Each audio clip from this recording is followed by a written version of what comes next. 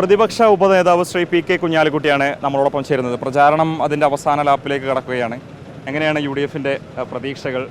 കണ്ടില്ലേ, വലിയ പരിപാടിയല്ലേ ഇന്ന്. തങ്ങളുടെ പരിപാടിയാണ് ഇവിടെ.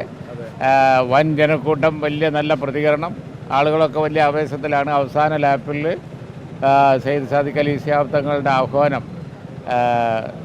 ഇവിടെ ഷൗക്കത്തിന് വേണ്ടി ഇന്ന് അധികം പ്രചരണം നടത്തുകയാണ്. വൻ വിജയം ഉണ്ടാവും. ഇതിൻ്റെ അവസാന ഘട്ടത്തിൽ ആര്യാടൻ ഷൗക്കത്തിലേക്ക് തന്നെ വഴിമാറുന്നു എന്നുള്ളതാണ് UDF. ആര്യാടൻ ഷൗക്കത്ത് ബഹുദൂരം മുന്നിലാണ്. എല്ലാവർക്കും ആ സത്യം അറിയാം. പിന്നെ ഇലക്ഷൻ ആകുമ്പോൾ അതും ഇതൊക്കെ എല്ലാവരും പറയുന്നുണ്ടെന്നേ ഉള്ളൂ.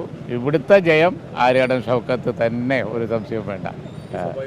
ഇസ്രായേൽ വിഷയത്തിലൊക്കെ തന്നെ മുഖ്യമന്ത്രി നടത്തിയൊരു പ്രസ്താവന അതുൾപ്പെടെ ഇരട്ടത്താപ്പാണെന്ന് തുടർച്ചയായിട്ട് പറയുന്നുണ്ട്. അതൊരു തെറ്റിദ്ധാരണ ഉണ്ടാക്കിയിട്ടുണ്ടെന്നുള്ള വിലയിരുത്തൽ.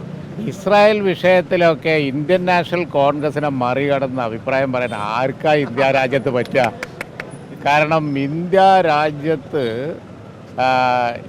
ഇസ്രായേലിന് എതിരായിട്ട് പലസ്തീൻ്റെ മണ്ണ് പലസ്തീൻകാർക്ക് എന്ന് ആദ്യമായി പറഞ്ഞത് ആരാ?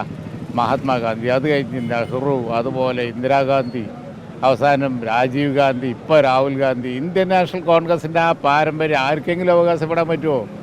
ഇപ്പോൾ വന്ന് വർത്തമാനം പറഞ്ഞിട്ട് കാര്യമില്ലല്ലോ. അതൊക്കെ ഇന്ത്യ രാജ്യത്തിൻ്റെ പോളിസി. ലോക ജനതയുടെ മുമ്പിൽ പലസ്തീൻകാർക്ക് വേണ്ടി പോരാടിയത് ഇന്ത്യൻ നാഷണൽ കോൺഗ്രസ്സാണ്. ആ ഇന്ത്യൻ നാഷണൽ കോൺഗ്രസ് ഇന്ത്യ ഭരിച്ചപ്പോഴാണ് പലസ്തീൻ്റെ നല്ല കാലം.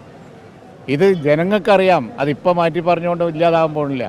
അതാണ് അതിൻ്റെ വസ്തുത. അപ്പോൾ UDFിൻ്റെ പ്രചാരണ പരിപാടികൾ ഉടനീളം പറഞ്ഞത് പെൻഷൻ ലഭിക്കാത്തത് അതുൾപ്പെടെ അവർക്ക് തിരിച്ചടിയാകും തന്നെയാണ് വിലയിരുത്തുന്നത്.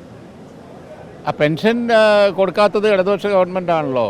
ഇപ്പോൾ ഇടതുപക്ഷ ഗവൺമെൻറ് ചെയ്യാത്ത കാര്യങ്ങളും ഇനി പറഞ്ഞിട്ട് കാര്യമില്ല, അവർ നന്നാവില്ല എന്ന് പറഞ്ഞിട്ടാണ് MLA രാജിവെച്ചത്. അതുകൊണ്ടാണ് UDF ഇനി വരണം എന്ന് പറയുന്നത്. അപ്പോൾ രാജിവെച്ച MLA പറഞ്ഞ കാര്യങ്ങൾ മാത്രം എടുത്താൽ അത് മതി ഇവിടെ UDF ജയിക്കണം എന്നുള്ളതിന് ന്യായം.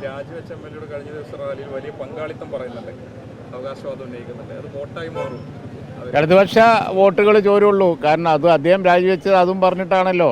അപ്പോൾ അതുകൊണ്ട് തന്നെ അദ്ദേഹത്തിന് കിട്ടുന്ന വോട്ടൊക്കെ ഇടതുപക്ഷമായിരിക്കും. കാരണം അദ്ദേഹം അവർക്കെതിരായി പ്രൊട്ടസ്റ്റ് ചെയ്ത് രാജിവെച്ചതല്ലേ.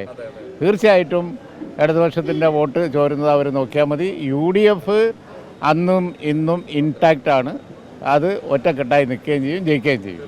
ഓക്കെ, എന്തായാലും വലിയ സജീവമായ പ്രചാരണ പ്രവർത്തനങ്ങൾ അത് ആ നിലയിൽ തന്നെ UDFന് ഗുണം ചെയ്യുമെന്നുള്ളതാണ് പി കെ കുഞ്ഞാലിക്കുട്ടി നമ്മളോട് വ്യക്തമാക്കുന്നത്. വീഡിയോ ജേർണലിസ്റ്റ് ഷഫീഖ് അറുളായിക്കൊപ്പം reporter Mubashir P Akbar, in reporter Nilambur.